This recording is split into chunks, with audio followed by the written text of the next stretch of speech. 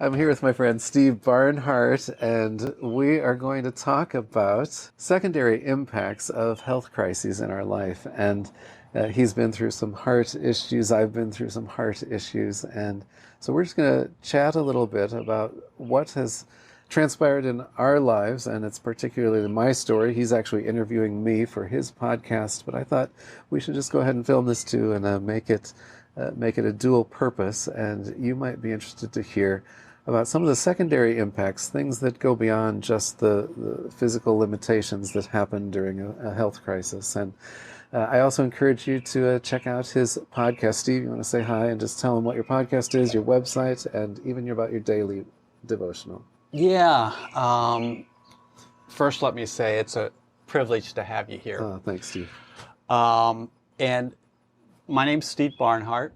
I've experienced many of the secondary impacts of a life-changing health crisis.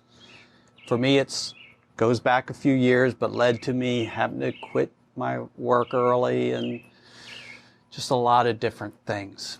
And part of, I think, for my own mental health, I wanted to find a way to use that experience for good. And I believe God brought it all together for me to start just talking to other individuals who've been through life-changing health crises and talk about those secondary impacts. One, for the good of the guests to express those things, and secondly, that it would be helpful to those who might listen to it, whether that be a family member or maybe someone who finds themselves in the same situation.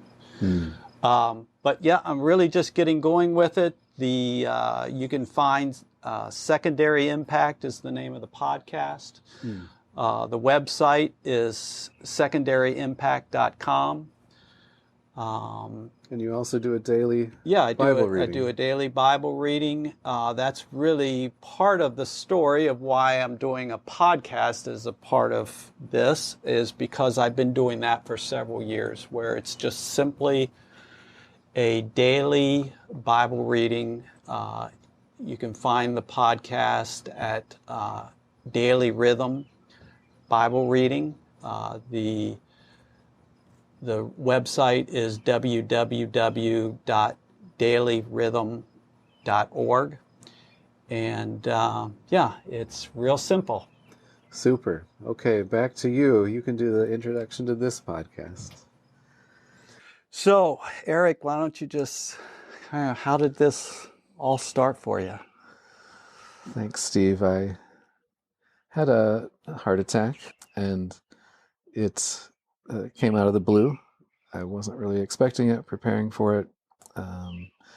Didn't have any physical symptoms leading up to it. Nothing at all. Nothing. I had done a test maybe 6-8 months earlier, a heart calcification test. Okay. Because my family does have a history of this, and they said, you might just want to do this, my doctor. And so I did it, and they said, you're actually at a level that you could have a heart attack, and we better do some stress tests. They did some stress tests, and nothing came back from that. That was all clear, seemed fine. And 6 months later, got up and in the shower, and just all of a sudden just started feeling really sick to my stomach, and just this elephant standing on my chest, and I couldn't shake it off, and twisting and turning and everything I did. And my doctor had said, if you have a heart attack, if you're having one, people sometimes think it's going to be a sharp pain, but it's more like someone's bra is too tight. And I don't know what that feels like, but but this could have some been red flags went off because of what you'd heard. Yeah, that previous conversation, even though I didn't have any physical symptoms, I had a little heads up. And that was helpful, because I'm like, does this feel like a bra is too tight? Yes.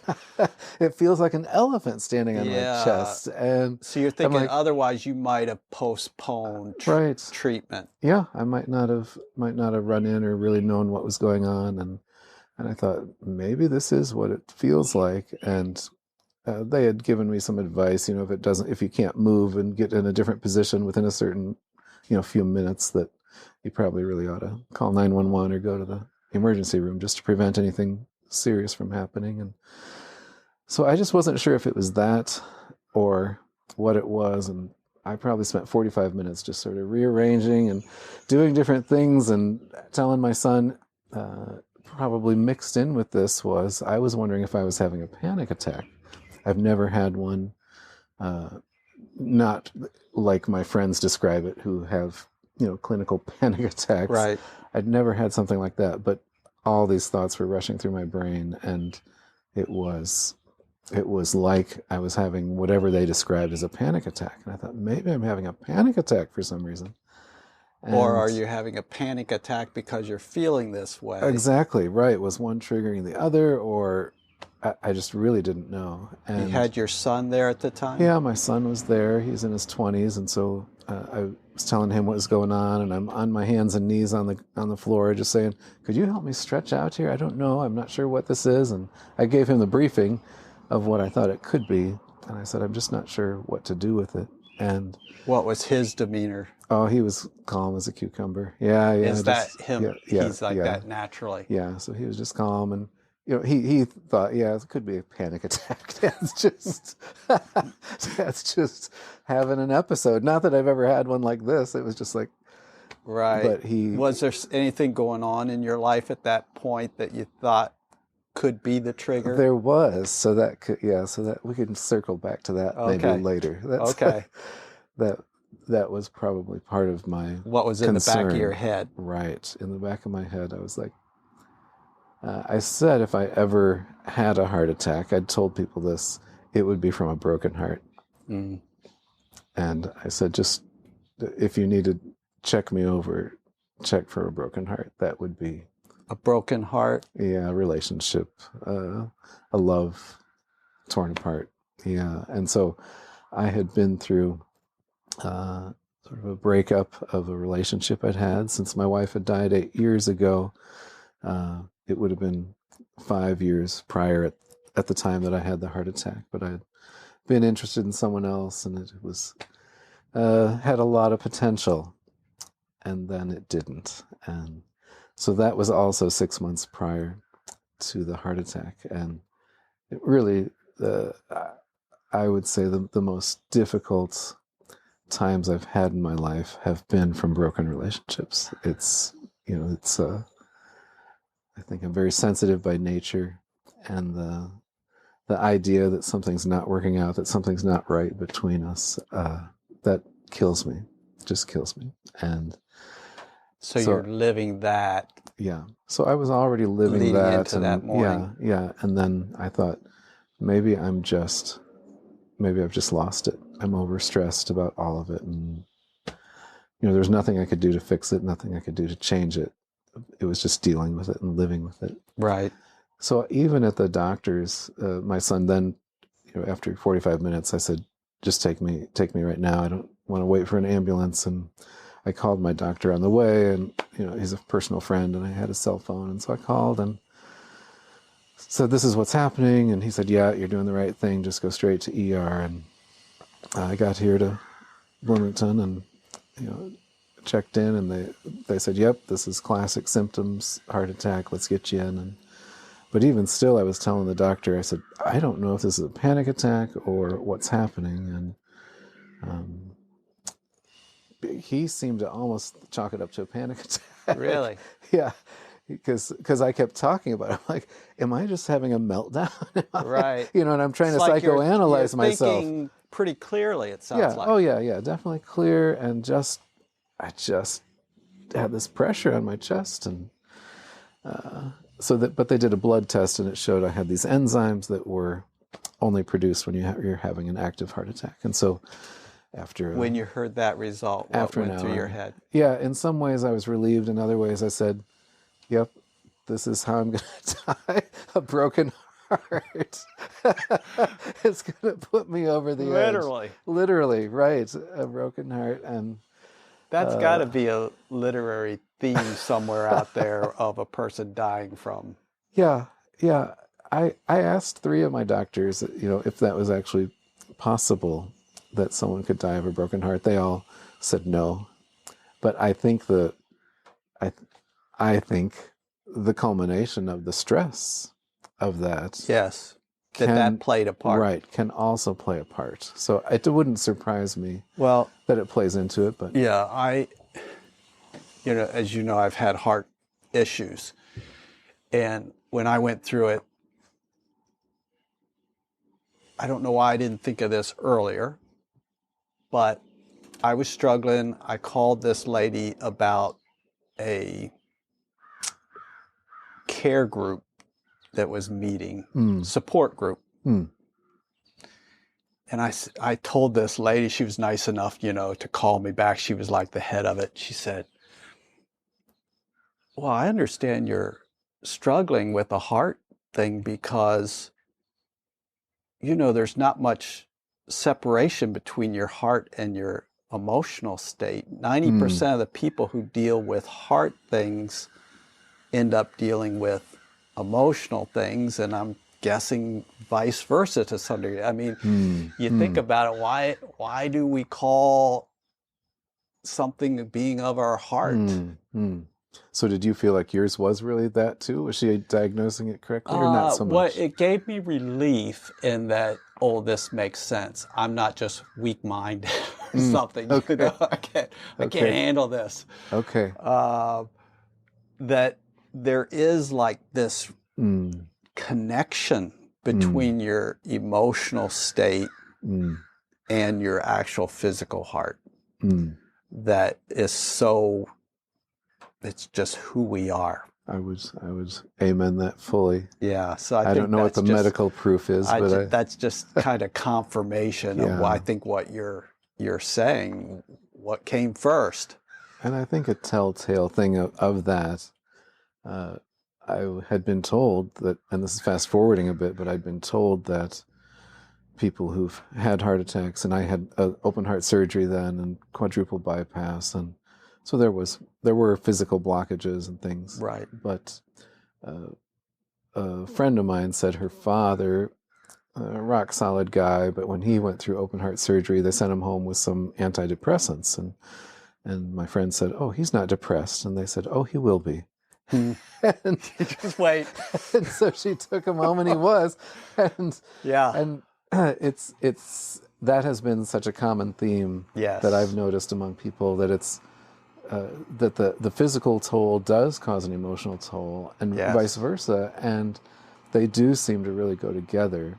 Yeah. And they sent me home with some too, and yeah.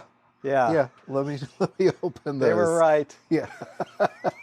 Yeah. Hurry up and open the bottle before you're not capable of. Yeah. Sort of like that. So okay. Well, let's go back to the hospital now. Yeah, sure. You just got word from the enzymes. It is a heart attack. You said you're kind of relieved. Is that I'm not sure if that's the word you used, or... Yeah, I don't know if it's good news that you're having an actual heart attack rather than a panic attack. I mean, I'd rather... Yes. I don't know. People who've had panic attacks would rather have a heart attack, I'm sure. So, right. But it was clarifying, and then they kept me, and kept observing me, and it took about 3 hours to get that pressure off my chest. They put patches on and given me other stuff, and so it just wasn't going away. And my doctor did say later, he said, you got a warning shot across the bow, and not everybody gets that, so you were really lucky to get that warning shot, because this was massive.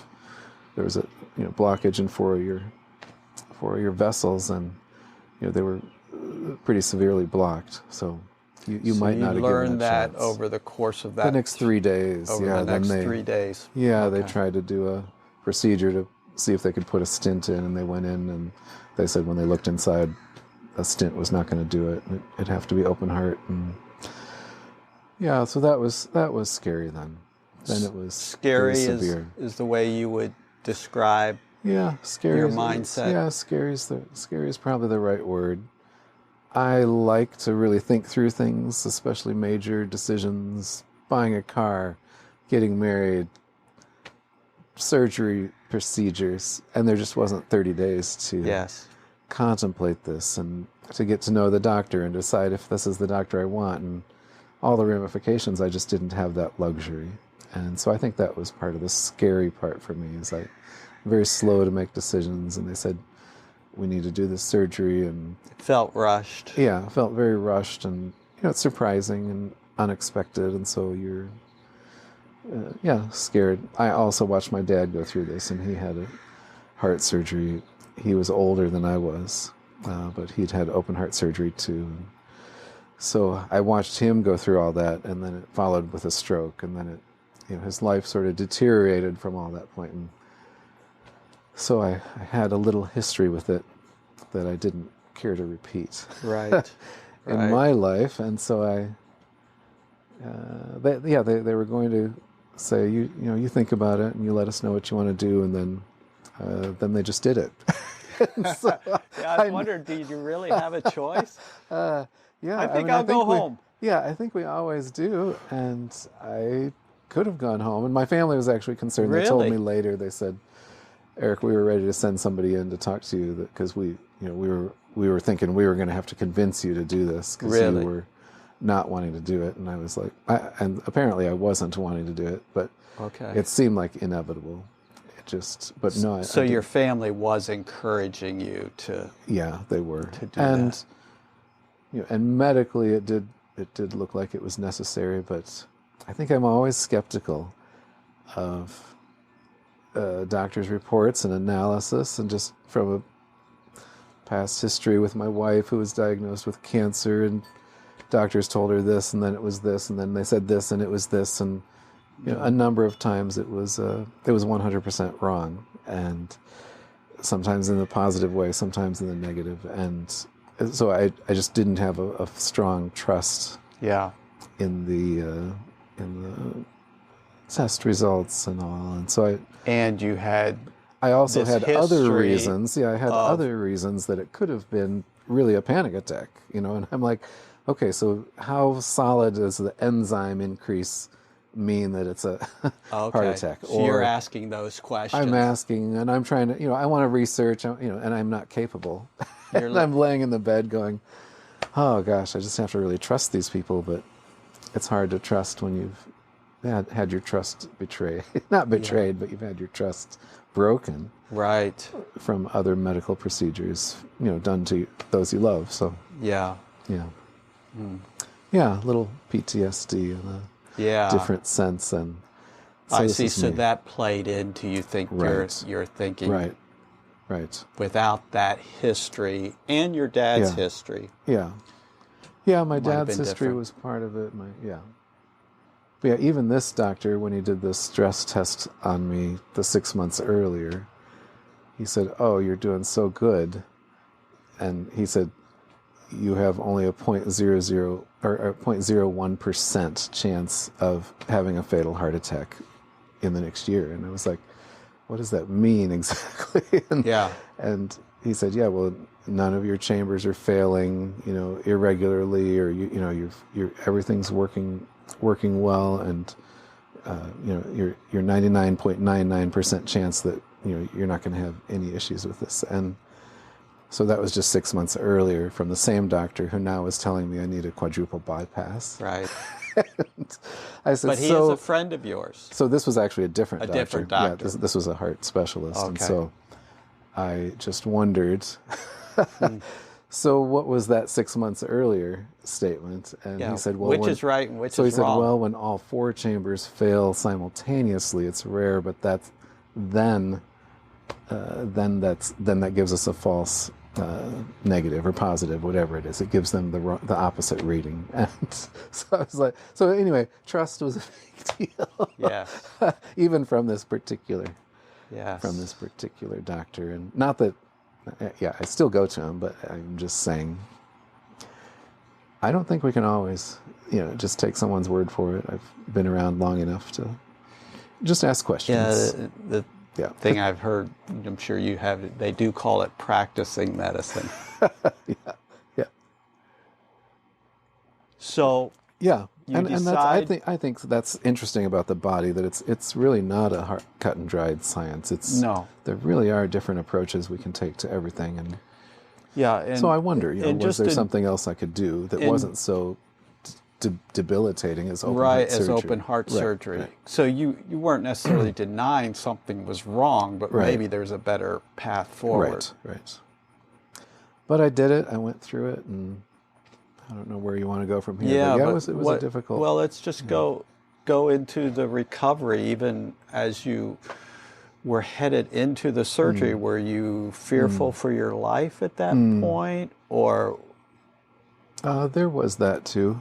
Yeah, there was that, and I had an early 5 a.m. call to a friend that just said, I called to say, yeah, this is what's happening, and yeah, really needed some prayer. Yeah, if I didn't come out. were Yeah. you, was that, well, what, describe that feeling that you had then? What prompted you to make that phone call? Yeah. Yeah. Well, now we're in the psychoanalyst couch. Yeah, all right. But, No, I'm just I curious. had lost my wife Okay. to cancer, and I didn't have her there next to me. And it's hard to go through Yes. parenting alone and living alone and making money alone and figuring out everything alone. And that's probably that's when I just had this, and then this relationship didn't work out, and I wasn't able to talk to that person either, and so I just felt like I had no one. I had my kids. There's a different relationship with a spouse. So it was almost like it was a loneliness. I would say that. Yeah, I would say that. Felt all alone. And so I was sending in the some process. texts to some friends and just letting them know what's going on, and That makes had to sense. rearrange things. And so this one friend texted back, said, "Do you want me to call?" And I said, "Yes, actually, that would Okay. be really, really nice." And that was a huge help. Just to have someone just on the other end of the line at 5 a.m. Yes. when you feel so alone. Right. Yeah. Right. Yeah. Yeah. You go into the surgery, you come out in recovery, your thoughts as you're... Yeah. Yeah, mine was complicated in that something happened in the procedure that affected my breathing. And so they had to keep me sedated for a few extra days, keep me on the breathing tube, the ventilator thing that everybody's not wanting to go on right now in the pandemic. And, I was on that for a few days, and it was, I was pretty out of it. And then they took the tube out, and I was coming back to, and I couldn't breathe. I couldn't get a deep breath, couldn't get my breath, didn't know. I knew that I'd had surgery. I was aware of that, but Right. I remember I couldn't talk. I couldn't get any words out. I finally wrote. I told them to give me the paper, and I said, "What happened? Where are we now? What's with this?" And I knew that I had the surgery, but I said no one, and they said, "Do you not know?" And I said, "No one's told me anything." And my sister said, "Well, we've been telling you for 3 days, but she told me later." Attention. Right. I don't know what I was doing. Pay attention, Eric. I was thinking about something else. I was thinking about the nurse handed me the night before this baby gorilla to hold, and I'm holding this baby gorilla, and I'm like, why would you give me a baby gorilla? I do not want to hold a baby gorilla. I don't want this baby gorilla. And so I'm coming out of it saying, can you just take the baby gorilla back? So no, I think I was fully in it, but I don't know why they would do that. That's a weird medical procedure. Yeah, exactly. So yeah, they explained, and but it was 3 months before I could actually get a deep breath. Wow. And so my recovery was, I don't want to say it's much worse than most normal heart patients, but even my doctor, at a month or checking back on me, and he's like, "Why?" He made some comment. I said I hadn't been out of my house in the month, and or 2 months, whatever it was at the time when I went back to the surgeon. He's like, why not? I mean, you should be about ready to go back to work. And I'm like, I couldn't even walk across the parking lot without having to stop 6 times Wow. to catch my breath. And he said, that is not normal. And I'd been calling and I'd been asking him, and I've been, trying to set up appointments with pulmonologists and anybody that helped me breathe. I can't breathe. And so I think that was, that was, it was a different aspect than just heart surgery. It was like, I couldn't sleep at night. I couldn't function. I couldn't walk. It was like, I just had no strength, no energy. Plus the depression set in, and my relationship hadn't worked out. Lana was gone. I couldn't put my pants on by myself. I couldn't take a shower by myself. I couldn't do anything. And from going from fully upright and just nonstop going to all of a sudden I hit a wall, and I felt everything was taken out from under me. And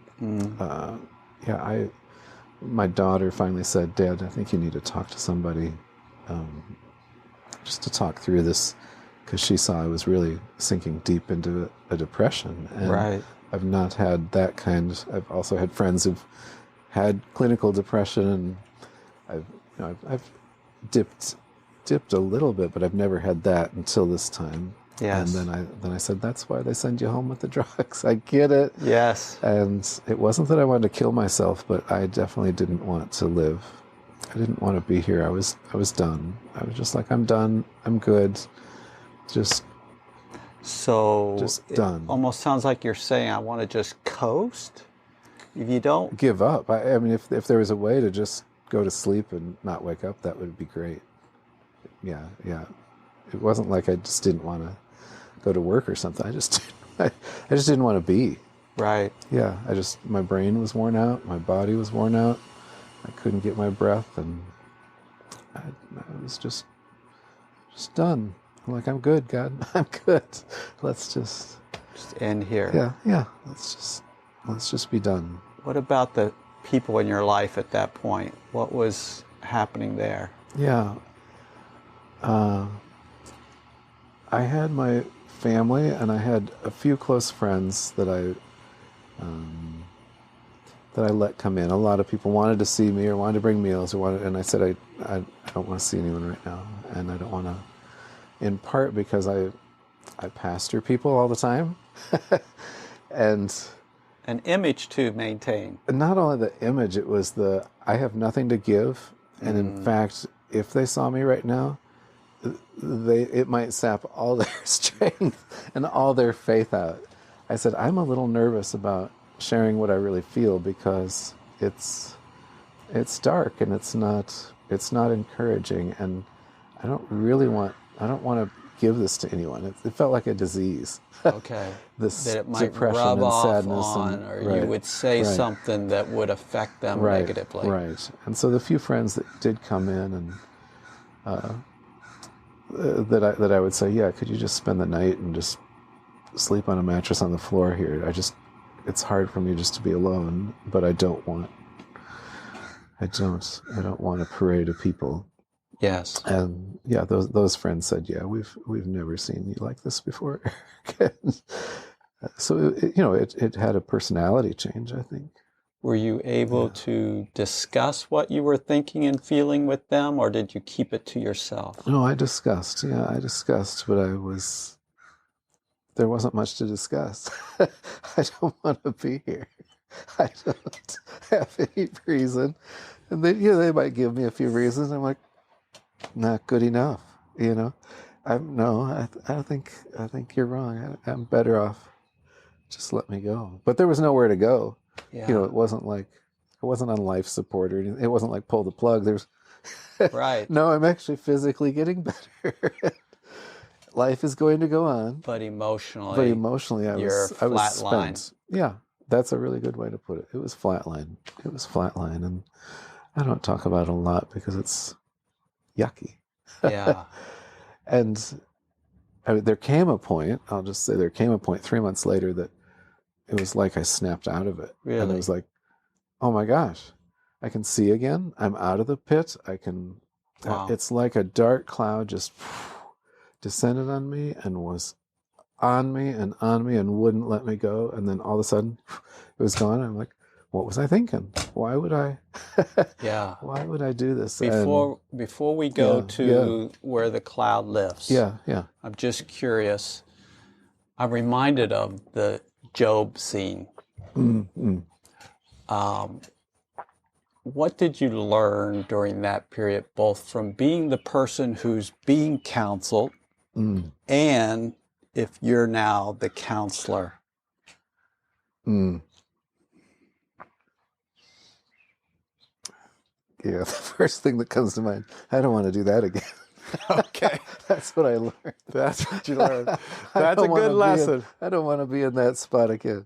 Yeah. Would you I might be, but reach out more, reach out less? Yeah, that's a good question. I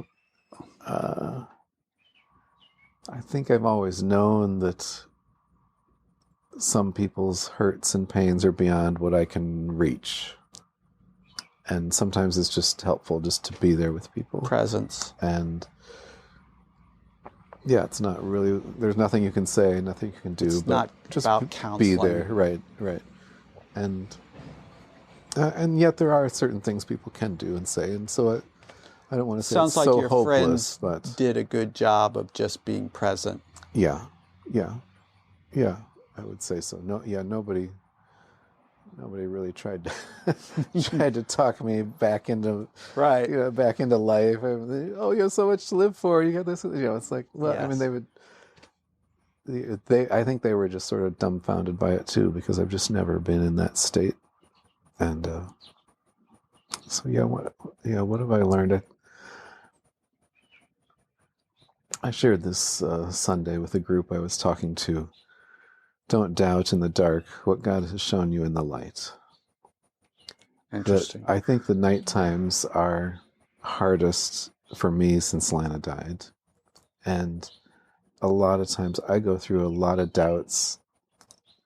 I'm starting this men's group, for instance, with a number of my friends from over the years. And I've thought about this for a couple of years. And 3 years I've thought about this. And I've just been jotting down names of guys that I'd like to reconnect with that person and that person.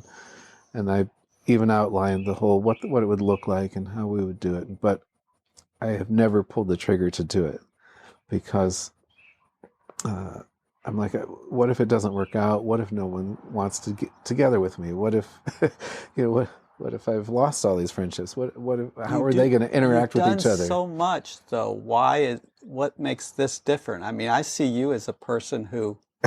This would make so much sense. But at night, I am filled with doubt. And, even until I started last week with this men's group, I was ready to cancel.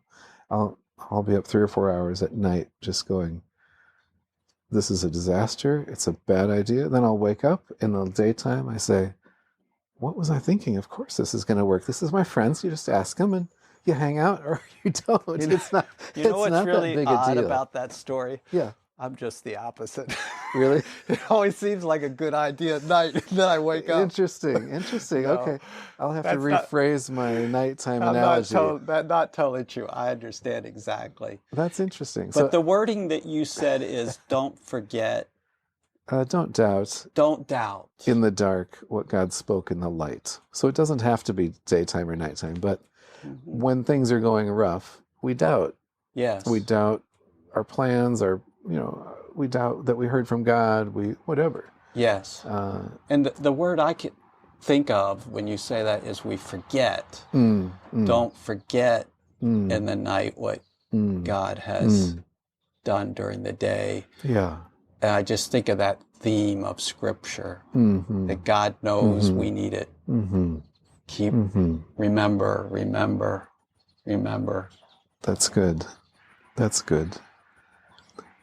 So I think back to your question about what I learned from that period of really darkness was that would be a really bad time to make any decision. And that would include taking your life. After you break up with someone that you thought was going to work out as a new life partner, don't make any major decisions at that moment. Don't doubt in the dark what God's spoken like. Right. Sometimes you just need sleep. Sometimes you just need rest, and I hadn't had any. Right. And when I'm up in the middle of the night, I'm like, Eric, just go back to bed, go back to sleep. You'll be better in the morning. And if I can do that, that's great. Yeah. But yeah, sometimes there's a physical sleep deprivation or whatever. Yeah. We get exhausted, and then our brain can't process anymore either. That's really a good practical lesson that I think the way you put it just kind of came into place.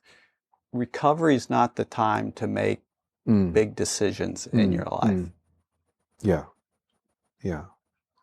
When Lana died, people counseled me, don't don't consider selling your house. Don't make big life changes. It's for a year. Take a year to just be and do what you need to do to take care of yourself, and but don't make major decisions. In that time of grief and mourning and doubt, and that was really helpful. I hate to do this, but take you back one more time to during that period. Did you need to protect yourself in any way other than don't make decisions? I'm thinking more in terms of the people around you and any advice or what you might read or not read or isolation or. Yeah, I don't know. I think I was just trying to survive. I was just trying to catch my breath and be able to put my pants on by myself, little goals. It wasn't very... Yeah, it was a matter of eating and breathing, and you couldn't even, it surviving. Sounds like, think about what life might be like a year from now. Oh no, definitely not. You were in the moment. There was no, yeah. It was very much like when Lana was near the end, and things had progressed beyond what the doctors could do anything else, and it was only going to be a miracle, and everything looked gray beyond that. I thought, if she passes, I see nothing beyond it. It's not like I see going off a cliff or anything. I just see nothing. It's just gray. And so I think that's where I was. I was at the same gray, but it was blacker this time. It's that, it was it's just that cloud. Yeah, it was described that cloud. It. You're fogged in. Right, fogged in. And tell me about when the fog lifted, how it happened. What it was like. It really was like a snap. It was like a head shake going, oh my gosh. One day? Where was I? It was probably over the course of a day or two. And I'd had a few events that were helpful, and I'd had people praying for me, and very much care and concern, and meals brought in for my kids, and my kids were helping me and changing me and doing everything for me, and but there was a group from our church that normally met on every week, and the woman leading it said, we wonder if we can meet at your house and meet with you, and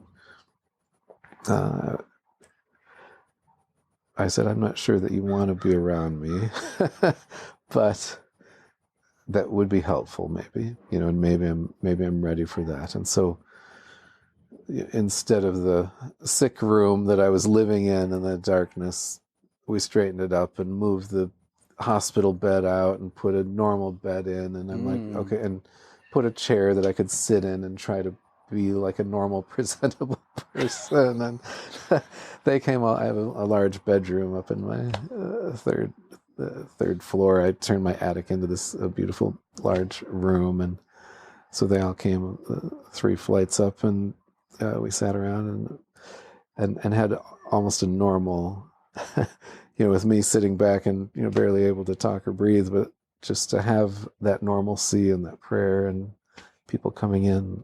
And then I drove down to South Carolina with my daughter. At that same time, she had to do most of the driving, but she had some friends down there that were part of a ballet company that we had filmed for this project, and they or we hadn't filmed at that point. They had done a ballet that we had created, and so she wanted to go down and see her friends, and we were talking about filming the ballet that coming Christmas.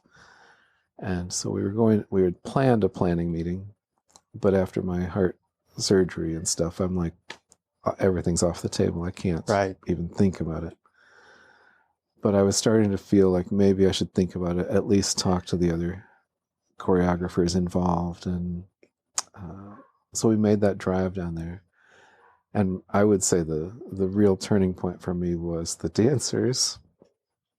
They're young. These are high school students, 30 or 40 of them. And the two choreographers who arrange it all. They just set me in a chair in the center of their dance studio. They turned off the lights and they put on worship music and just worshipped and danced around and prayed and just flowing in the Spirit of God, praying for my recovery. Between their care and their prayer and just that worshipful experience, I came home from that and said, I think we can do the show. And I think I can see this going forward. And I actually have something. You could see something that could happen, right? Lifting. Right. And, as I look back over the time, it was definitely in that, between those two groupings really coming around me and then being able to breathe again. Yes. I was starting to get my breath back and then some sleep. And so all that happened at about the 3-month mark. And maybe there's a normal stage of recovery where people cross a mark physically. But for me, it really felt like a spiritual breakthrough. Yes. As much as physical. And, whether the spiritual breakthrough provided the physical breakthrough or vice versa. Yes. It's the same with the heart and what caused me to go into it. That connection. Yeah. Yeah, it's hard to... Yeah, I had a broken heart and probably a broken spirit too. Yeah. This is where it probably gets even more spiritual in the sense of I had felt like God was leading me every step in this relationship and kept putting things together and putting things in front of me and saying and going in a certain direction. And then when it didn't work out, I had to recalibrate and go back and look at all those. I really thought you were in this because of this and this and this and this. And that was just a lot of working through with God. Came a and faith saying, why issue. would you lead me this way? And then it not work out. Why, and I mean, is this the classic question that everyone has for God? It's like, okay. But doesn't mean it's not a real deep question. And that's the reason why it's a classic question. Yes. It's, things become a cliche because they're so true. Exactly. Yeah. And so it really so was you very were true. Living that as the heart attack happened. Yes. So that was all the leading up to the heart attack. And then that was all part of the recovery and really working through some deep theological and practical things going forward. So do I trust God again? Let alone the doctors. Right. And who do I trust? And I've always had a strong faith in Christ ever since the moment I put my faith in him at 23, 24 years old. It was like, I know he's there, but I was starting to doubt whether I was hearing from him anymore. And I think I wasn't doubting his love or his care, my future eternity with him in heaven, but I was like, wow, I really missed it on this one, is what I kept thinking. You thought you were hearing from him. Right. And as I've worked through it, this life lessons, things that I've realized, it's I'm certainly fallible, so it's certainly conceivable that I missed him. But it was so many things, and I've gone back and written through this in my own personal space. And I feel like each time God says, Eric, I was leading you in this direction. I I was giving you and this woman every opportunity to be together, if that's what you chose. But I will not force someone to love you. I will not force someone to be with you. I give them free will just like I'm giving you free will. I will move heaven and earth to get you together, but it's your decision whether you want to be together. And I think it played a little with my idea of free will and God's plan for our life, because, well, is there a plan for our life, or do I actually have choice? And those kind of Maybe questions can moved you make your on the brain... scale a little bit Yeah, it from... definitely moved me from... It moved me in the idea that we have a lot more choice than I think we do. And God gives us a lot more choice, and he gives other people a lot more choice than even we would want him to give us. Yes. Because we would rather... No, just tell me what to do. Just tell me what it is. Yes. And then I can do it. And he's like, well, what do you want to do? Oh, I don't know. I mean, what if I make the wrong choice? And then it's sometimes easier to let someone else make the decision. Yes. And so I think that was it was helpful for me as to work through. As opposed to just thinking, Eric, wherever you go, I'm going to be with you. Yeah, there's that. Or there's, it doesn't, yeah, I have a certain plan for you, and if you get off, you're done for. And you could take God's direction and guidance either way. Yes. And I think that element of choice is good, but then you have to deal with, okay, someone didn't choose me. And this was actually the second time that it's happened since Lana passed away. And so then you start thinking of all your other losses, and it's like, well, I lost Lana, then I lost this other one, then I lost this one before I even had a chance to, and then I've lost, my health, and the losses start compounding, and you think it'd be easier over time. It's the same with your faith. You think I've been through so many struggles that it should be easier next time, but it actually sort of compounds.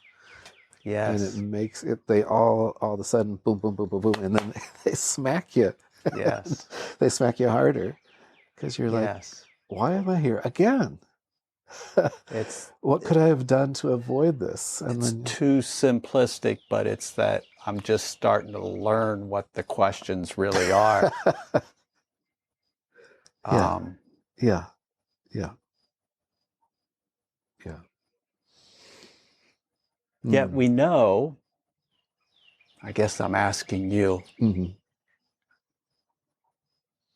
our faith is simple.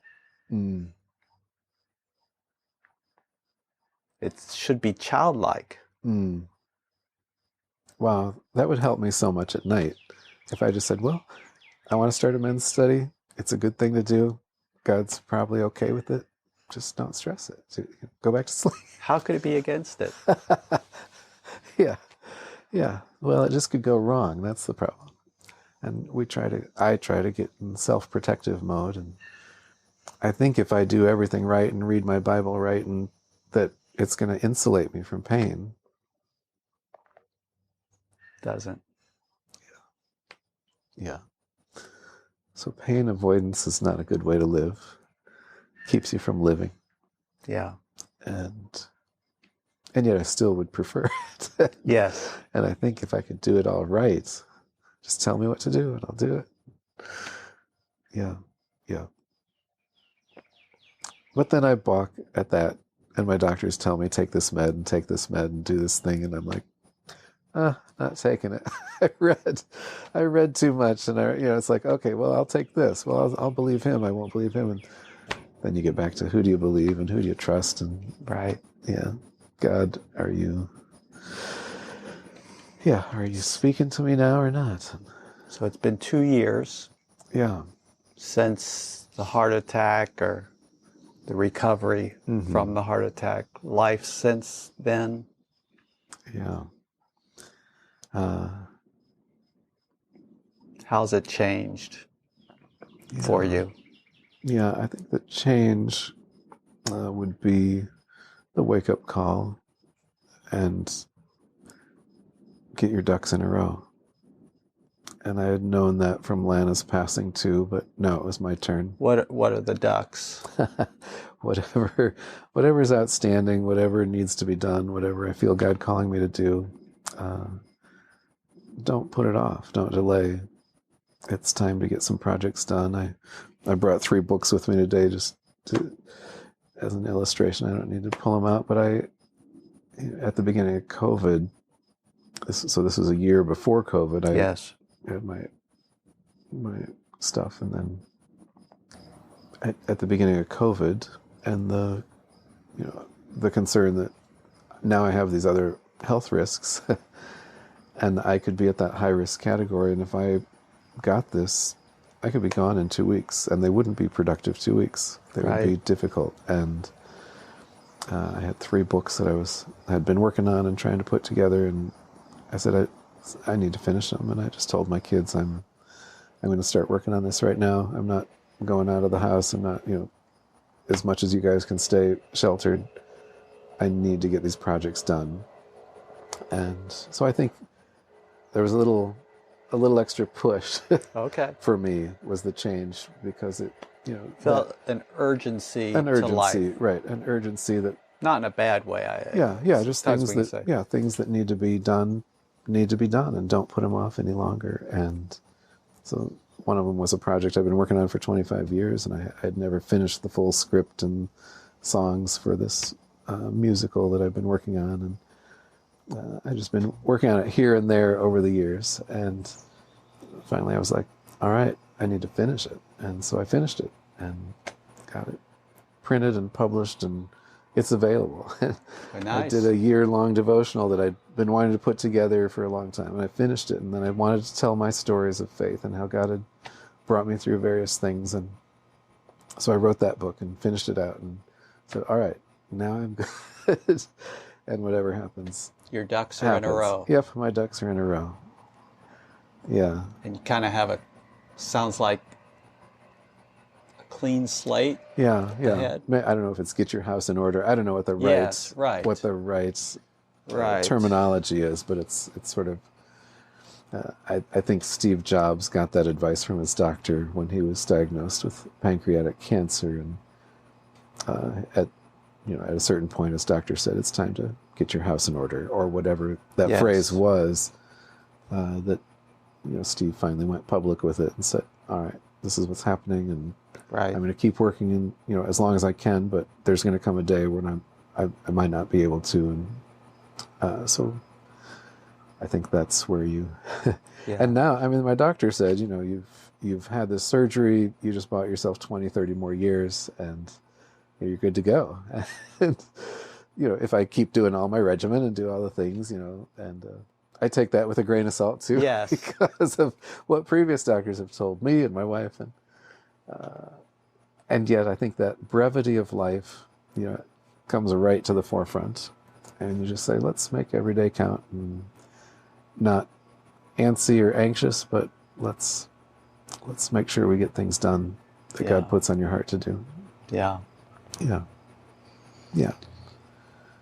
Anything else that you think of that you wished someone had told you headed into this heart episode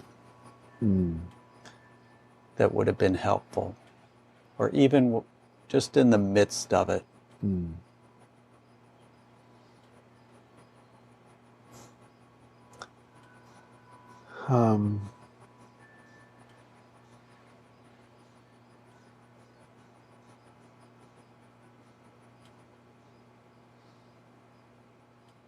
I'm just thinking back to the 2 things that we already said was, don't make any major decisions. And, and there's also not much people can say, but their presence is helpful. Yes. And, some of the heads up that I was given from other heart patients about depression and things. So don't be surprised by it. Yeah. But I don't know that I have another new thing. I'm just thinking if there's anything unturned that I haven't. If not, that's fine. Yeah. I think probably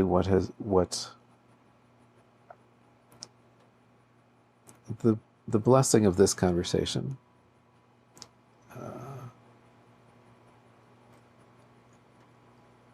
is that I haven't told many people that there was someone else I was interested in.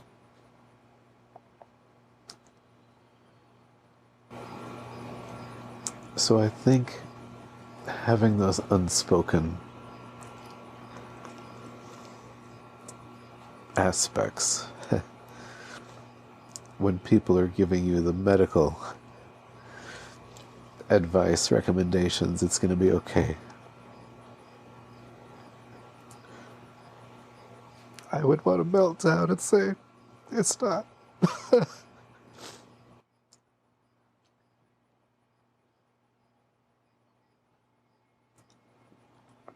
You said the blessing of this conversation. Being able to talk about the real despair that I was feeling, that went beyond the physical, beyond the loss of physical use of your body and what might be the normal course of recovery. I was trying to recover from something that was much deeper, that you can't just pull yourself up by the bootstraps and say, it's going to be all right. So I think to be able to share that,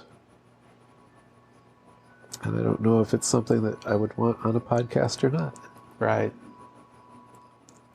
But that was the question at the beginning when you said, you just wanted to ask my story. And I'm like, oh, Steve, you're a friend, and I would love to share the full story with you. At the same time, this is what makes it so hard. Right. And I still stand by my word. This is a blessing. Yeah. It doesn't have to be a podcast. Amen. Amen.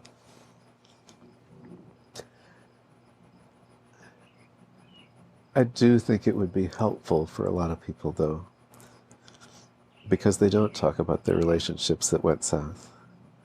They don't post, I got a divorce today. Right. They don't, I lost my wife to cancer. Everyone knew about it. Everyone would talk about it. I've had friends who've years later told me they had a divorce, but I didn't even know.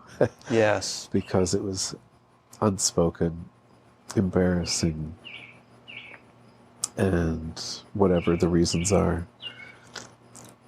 So I think that the helpful part of something like this to other people would be to say that, yes, that's part of it too. Yes. And that happens much more often than, I'm not saying my life is worse than anybody else's, but that was the complicating factor of my heart surgery.